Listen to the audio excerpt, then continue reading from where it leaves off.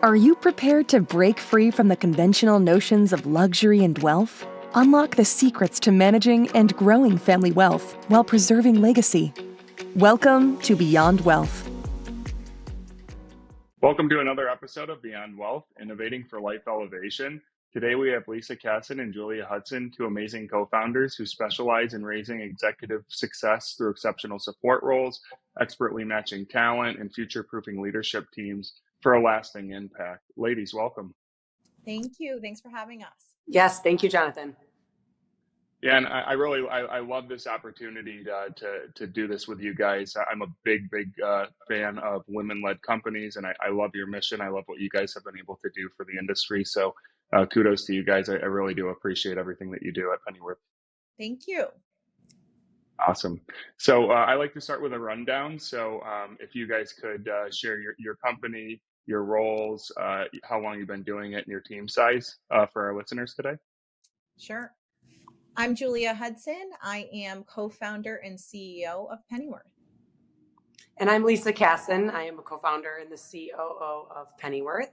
We first met, Julia and I, in the Bay Area. I had a background in event marketing and on the professional sports, on the business side of professional sports. And Julia came from private equity and hospitality.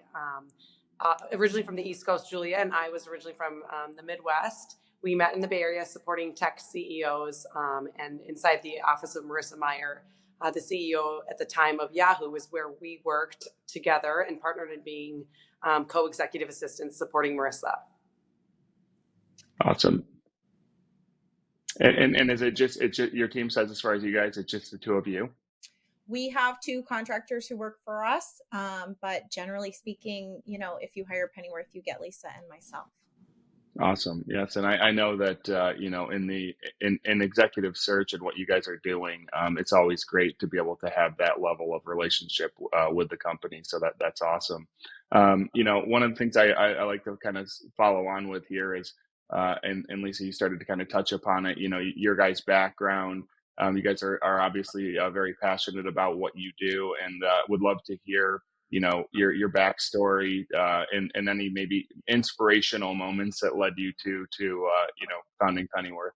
Yeah. So Lisa and I always like to come to the discussions with both candidates and clients with our unique story, because it matters and it influences how we operate and how we think about what we do and why we do it. So as Lisa mentioned, we met while we were supporting a CEO and a public board and a leadership team of a large tech company.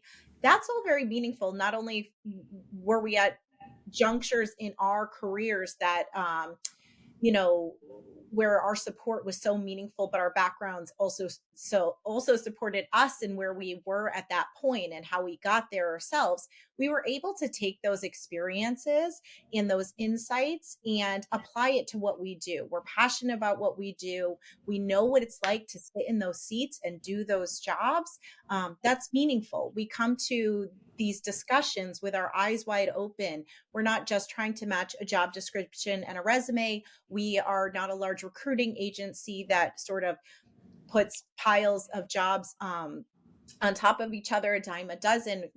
All of the work we do is curated. It's personalized. We don't pull from a pool of candidates just because they're available and looking for a job. We want to work with our clients on a one-to-one basis, understanding their lifestyle, their needs, their wants, how things maybe have evolved since, the last few years of their career or their personal life, and also where they're going, how those pieces of the puzzle fit together on our side for the support that they need. What are the pain points? Where can they buy back time in outsourcing and delegating? And we look at it through the lens of, we've done these jobs before to the degree that we've supported executives ourselves, but also our friends and coworkers and colleagues have also done them. So we've had this insight that most recruiters don't have, that they haven't been able to really, serve the clients by actually doing the job before. So we look at it holistically. We're matching them on not only where they are, but where they're going. And we're really passionate about what we do because we come from this background. Those conversations too, Jonathan, with the leaders, with the board of directors at Yahoo at the time, we were often asked, do you have someone in your network? I'm looking for additional support or new support. Or we were having those conversations all the time, that it kind of laid the groundwork and the foundation for, wow, we're kind of matchmaking in many ways back when we were technically working and professionally working in technology. But then when we moved, Julia, to the Chicagoland area, and I moved to the Minneapolis area, we thought, wow, we could really do something special with this and really make an impactful difference in both client lives and candidate lives, because we understand what it takes to create that match. Yeah, and I think, when we're talking about kind of that match and that passion, you're looking for exceptional people to support high level executives. And so I would really love to understand the perspective on kind of how does that staff member really play into the overall success and effectiveness of that executive that they'll be supporting. We're always looking for people in the support realm, whether it's an executive assistant, a personal assistant, chief of staff, house manager, if it's in their personal or professional lives, that match a few qualities. Everybody is different, so it's not copy and pasting the same requirements, but there are some underlying things that are really important. Do our candidates, think proactively, solve problems? Are they naturally problem solvers? Are they resourceful and organized?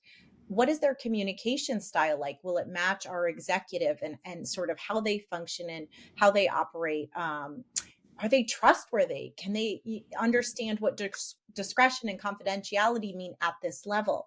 There's also the intangibles like emotional intelligence. EQ plays a huge part in these relationships, whether it's the nuances of working in someone's household or family office, or working in their corporate office, in their business office, but being their team, being on their team, but also being very close and a confidant to the leader there, the founder there. So, communication skills, adaptability and flexibility, organizational skills, they're all really, really meaningful to how our executives operate and how we're best serving them by bringing someone into their life, to their business, that can help them function not only better day to day, but with this long-term viewpoint of what does that look like and how are we going to get to these goals and free up time for you to prioritize family or business or growth in ways that are meaningful and impactful.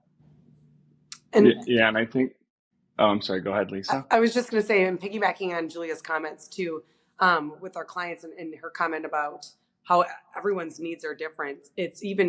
We're seeing even more post-pandemic, with client needs being whether they need part-time support, even quarter-time support, full-time support, in the office, hybrid, remote. Needs are different, and business demands and personal life domestic demands have changed and evolved drastically in the last 4 years. Yeah, and I think, one of the things that I seem to recognize in the industry, and a big trend is really on that personal side of the executive's life, and being able to really support, the family time that they might have blocked off by, doing an exceptional job in that supporting role. And so, I imagine that you guys kind of have a somewhat of a mirror moment when you're interviewing people, being that you came from it. And so you're looking for some of these kind of key attribute traits and skills. And so can you talk about some of the things that, maybe building on, the communication point, but what are some of those kind of key traits or skills that you're really looking for, that you find like the most valuable, where you're able to kind of gain the insights kind of beyond the question or the answer with that candidate? I would say that being highly organized seems like a no-brainer, but that really, like, supreme organizational skills is absolutely essential. And then for me, the second thought I have is adaptability, that flexibility, the ability to be nimble, both in the spaces in which you work and the people you're around, and the actual day-to-day responsibilities and tasks that you have to solve for.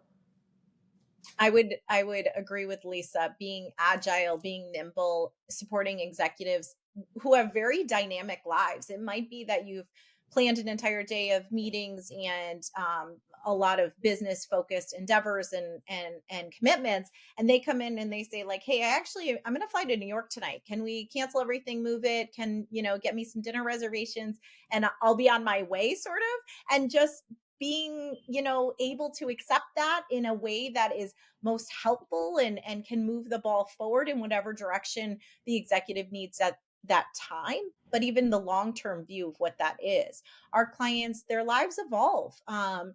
They might start with one property and gain more assets in their portfolio, from properties to planes to boats, and their lifestyle might change as they have a transition in their business, or their family evolves. So we like to make sure that we understand their collective journey so that we're matchmaking to that point, to where they're going. So when we're interviewing candidates, when we're getting to know people, we're looking at them holistically as well.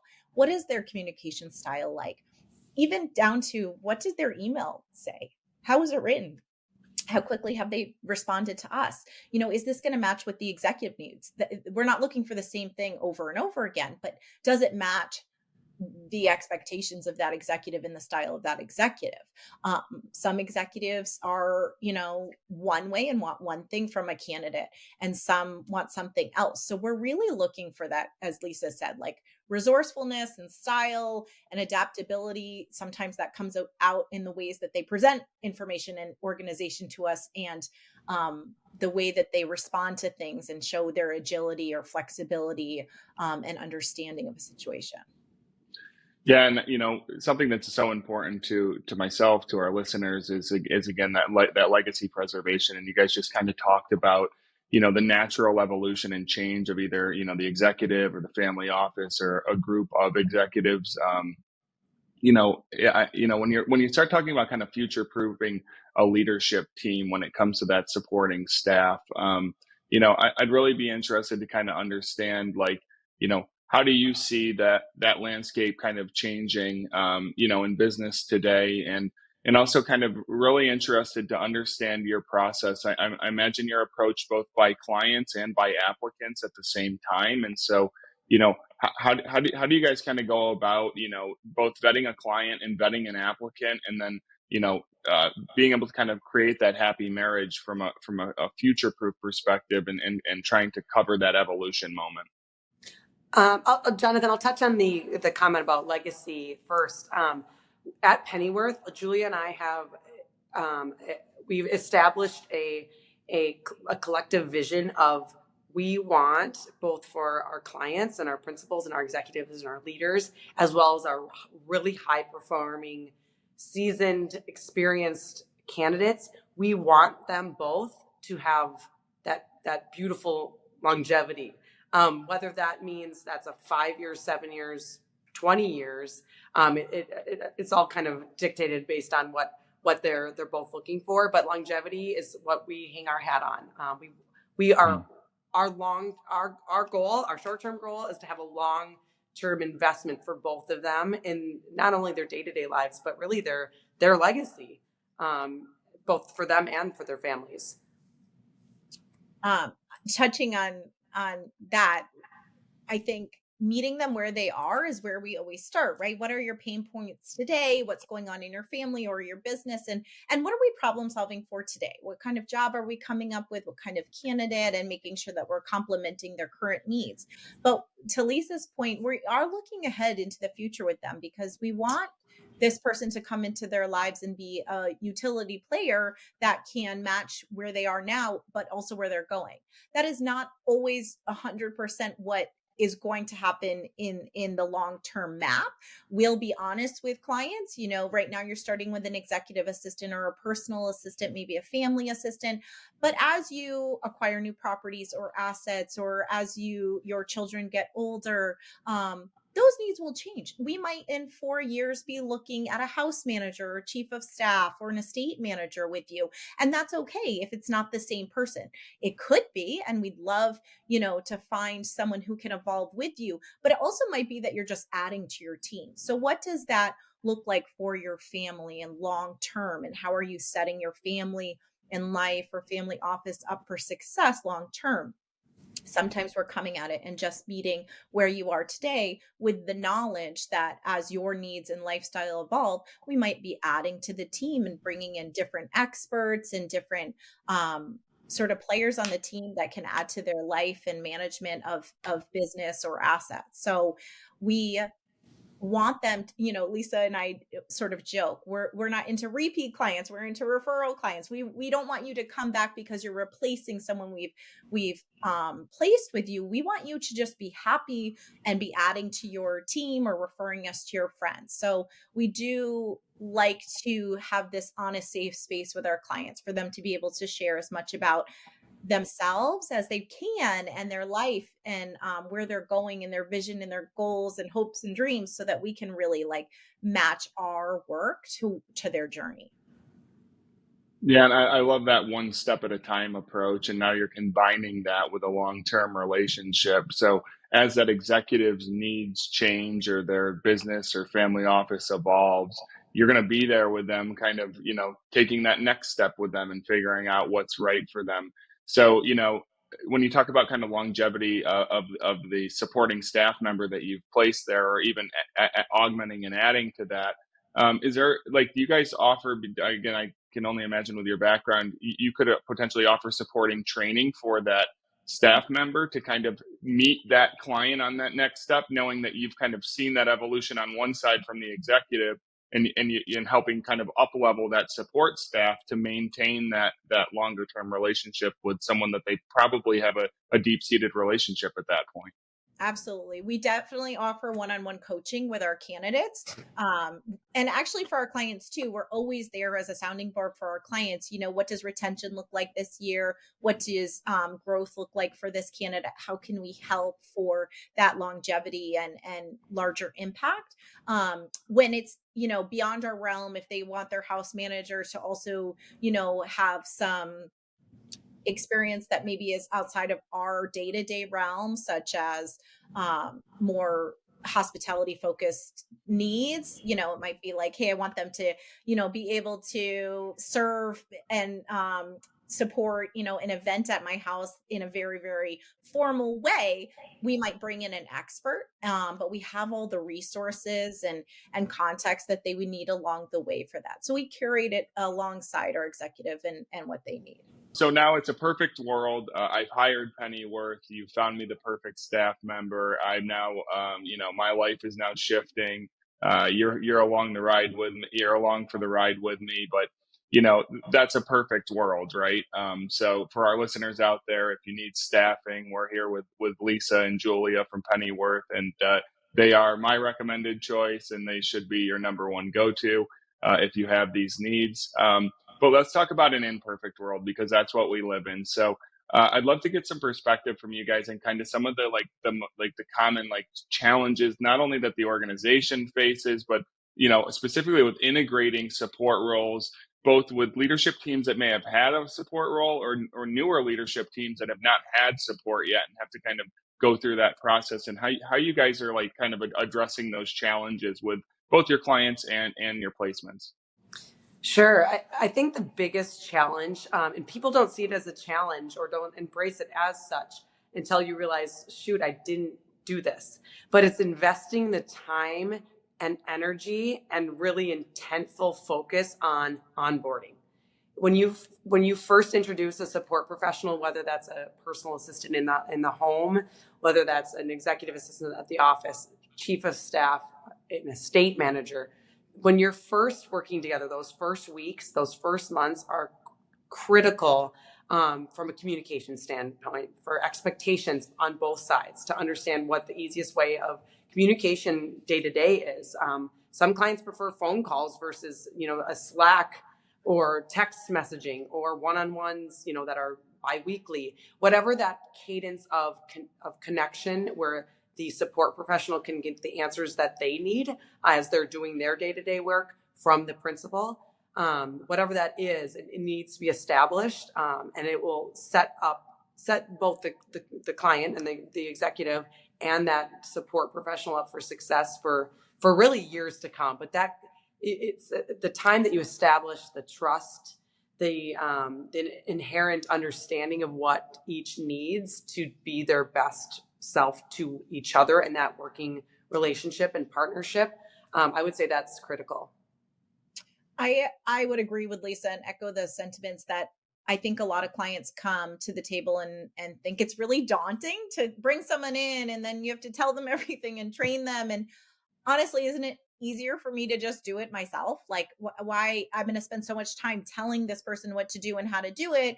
I'll just do it myself. Sure. Like, that's a very short term viewpoint of what this means. We're looking at it in not 6 months and what that takes away from you, maybe in 6 months in terms of having to over communicate, but we're looking at 6 years, 10 years. How can you force multiply yourself over a long period of time? And the people who really get that and want to invest in that are the ones who are going to succeed the most with executive support. I always kind of make the joke that everyone thinks we have the same amount of time in our day, and that's just not true. Sure, we all have 24 hours. I'm not saying that, some people don't, but other people are buying more time, and they're doing that by investing in their needs. And it might be that you have a housekeeper, or you have a chef, or you have a landscaper, a nanny. They're people giving you back time to do your work, to invest in your life, to go to the events and meetings that you need to go to. There is an entire other group of people that have more than that have an executive assistant, that have a personal assistant, maybe even a personal chief of staff, an estate manager, house manager. And they're the ones who really are going to be able to get ahead in the next few years in focusing what they need to focus on. Sometimes that's business, their careers. Other times that's just, hey, this is a very busy chapter and season of my life. My kids are young. I'm working my tail off. Maybe we're having a transition in our family, a multi-generational business, and it's coming into my hands now, and I need to invest in the next 4 years of having the right support to be the best leader and take over the company for the best interest of my family. So I think, to Lisa's point, it's very daunting to think I'm going to bring someone into my trusted circle and tell them, all of this information and CC them on all of these emails and loop them into meetings. And that's a lot of work. But if you really can see it as a challenge that will push you forward and allow you to have more time and more energy and more attention on things that matter, you'll be successful in that onboarding process and the success of your support person. And piggybacking on that too, Julia, I would say it is a challenge for some folks, for a lot of folks, to delegate. Delegating is difficult, especially our Gen Xers, and I can say that just having Gen Xers in my life. We see that obstacle of delegation, not only the act of having someone else do something for you, but understanding and figuring out what actually would make more sense for someone else to do. Sometimes with that optionality it also comes that's a difficult decision and takes intentional thought to go through. Yeah, and you guys just touched on a lot of great stuff right there, right? So when it comes to a lot of executives, right, there's all different ends of the spectrum, right? There's some people that don't understand their time value. A lot of the great leaders in this in business and in life, they do understand that time value. And I've heard people say, well, I can't afford that, right? But in most cases, when I hear that, really my response is that you can't not afford it, right? At the position of where you are in your journey in life. And when it comes to kind of that foundational, onboarding and build up, it's many people have heard that it's hard to build a really great home on a bad foundation, right? And so doing that, as you mentioned, it can be uncomfortable for the executive. It may be uncomfortable for the supporting staff that you've put in place. And so what things at Pennyworth do you guys do from an onboarding kind of hand holding on both sides there? I can imagine that you guys must have a playbook on kind of how to do this, because at Estate Space, we face the same challenges of it's a daunting task of knowledge transfer, and to the point where it might be deterring people from actually really getting started in doing it. So it's kind of back to that same approach that you guys have when you're finding clients and candidates, as far as that one step at a time approach. I'm just kind of would be really interested in how you guys are helping to support what you've just defined as kind of the most important step once they've made the decision to commit to each other. Sure. During the process of the hiring and when the executive is interviewing potential candidates, we try to get as much, we invest the time ourselves in understanding what that client is expecting and their style and what might prove to be successful once that person is hired and they choose who their support professional will be. We really try to understand what approach will be the best. And then likewise on the candidate side, understand how they work, how they function, what the client might not see that they will need as well. And then from there, to your point, and Julia can probably touch on it a bit here too, we do have essentially a guide that is as detailed as ever. I think to Lisa's point too, it's hard to be objective about yourself, right? When you come to this discussion as a client, you see yourself in one light, you see your pain points in one light. You're sitting in your own shoes. We have the luxury of seeing you from the outside. So there are things that sort of go unsaid too. We meet with clients and realize like, they said X, Y, and Z. We can bring them X, Y, and Z, but there are some other things that we need to sprinkle in here. We might need someone with thicker skin or who, sort of like has that sort of Midwest nice personality. Maybe someone who is a little bit more energetic and sort of, operates at a high vibration and can keep up with their thoughts and changes in schedule, or someone who's a little bit more low key and seasoned and who can keep this all grounded. It's hard sometimes for the client to see what we see, but we're trying to bring into the mix what we know could complement them. Sometimes that is not exactly what they pictured. They say, oh, we want this exact thing. And we'll give reasons and experience and example points of like why these other things are also important. One way to frame that is, we love people who've worked in events. Lisa, for example, worked in events. People who are events focused or client focused, solutions driven, right? Like people are showing up in 10 minutes, no matter if there is cake on the table and the microphone works or the lights are on or not. So someone better like go to, Target and grab a microphone and get a cake from the grocery store because this is happening. So they're really, really resourceful. We have clients who never thought of bringing someone who has an events background into a PA role, right? They wanted this specific title and training. So we're looking for those underlying roots, right? Not just in the experience on paper, but innate skills, way of thinking, way of acting that are complementing our executive, because during the onboarding process, they'll be able to bring in those strengths, ask the right questions or do sort of the right things and have the right sort of mentality to problem solve and work alongside the executive. They both have to be really on the same page about like how to come together in that onboarding process. But we obviously give a guide. We're there for support. We check in with everybody. So we're in it for the long term in terms of supporting the partnership. And we always hope that people come to us with questions. We're always there for it. Yeah, and I love the shift that we've had in actual like staffing and hiring over, I'd say probably the last 4 or 5 years. I've become a big fan of, I hire people, not paper. Where maybe 10 years ago, if it wasn't on paper, it was a non-starter, right? And so I definitely love that shift. It sounds like you guys are actually kind of coaching up on both sides during the interview process, during that discovery phase, and helping to set expectations and give insights that maybe they wouldn't be able to see otherwise, which I can imagine then kind of takes us back to like that legacy preservation as you're staying with your client, as you're watching them evolve. I have to imagine that coaching just naturally will continue with the relationship, and you're seeing things, you're seeing markers, and you're trying to stay out ahead of your clients. Is that right?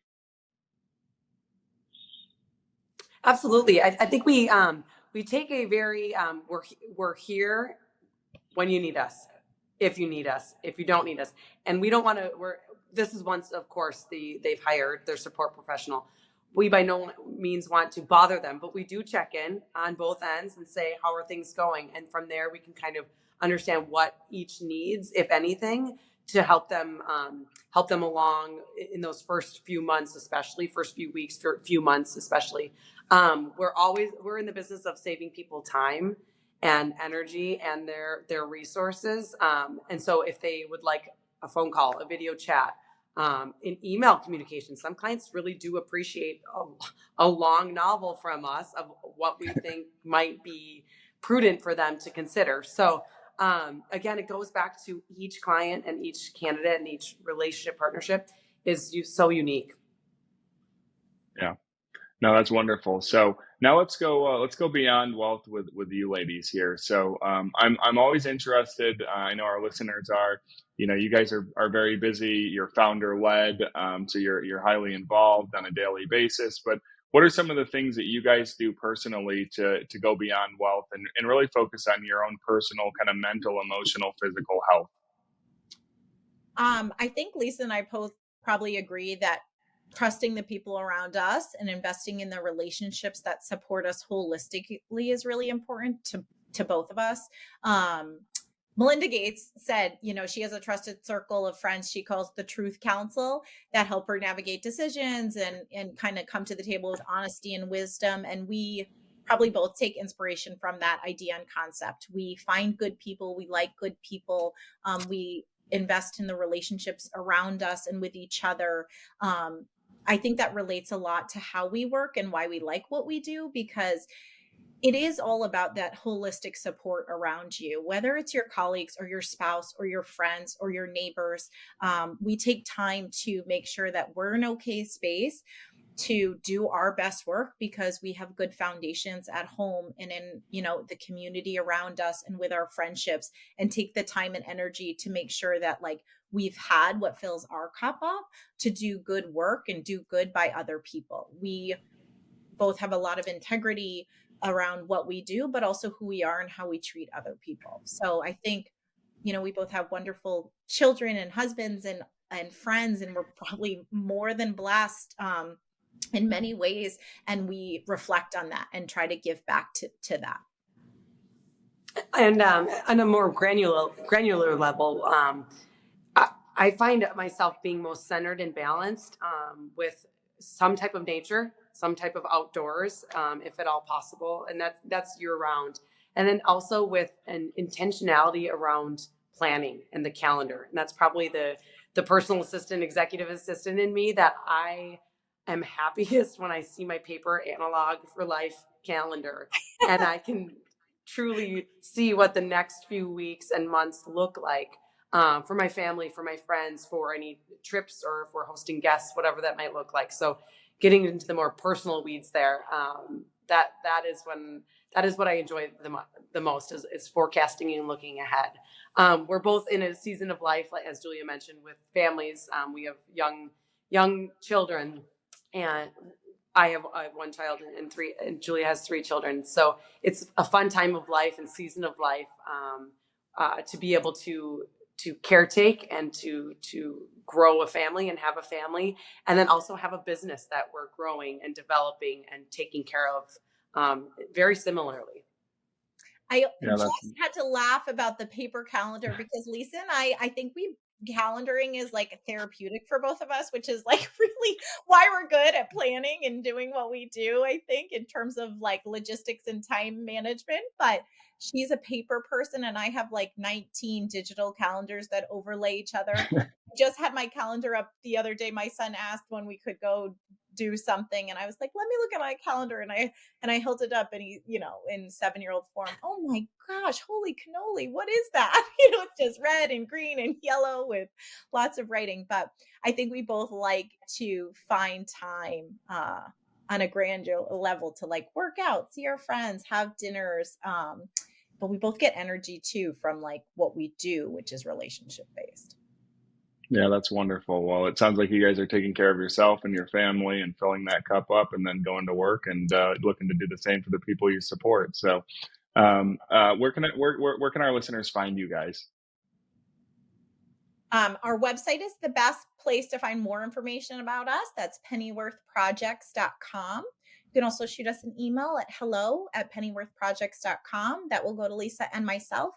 We are also on LinkedIn, Julia Hudson and Lisa Casson. You'll find us with our logo on our pages. So if you're looking for us, those are some ways to connect. Awesome. Well, ladies, I really appreciate the time today, all the insights professionally, personally. Hopefully everyone listening also really enjoyed, learning about kind of the ins and outs and what to do in order to really find the right supporting staff member, and understanding that your time, your legacy is of the utmost importance, especially to the ladies at Pennyworth. So, I hope that you guys have a wonderful rest of your day. For everyone, please stay tuned for our next episode. Until then, please keep learning, stay curious, and keep striving for greatness. Have a great day. Thanks for listening. If you found this conversation valuable, please leave a review on your favorite podcast platform or watch the conversion unfold on our YouTube channel @EstateSpace. We will see you next time on Beyond Wealth.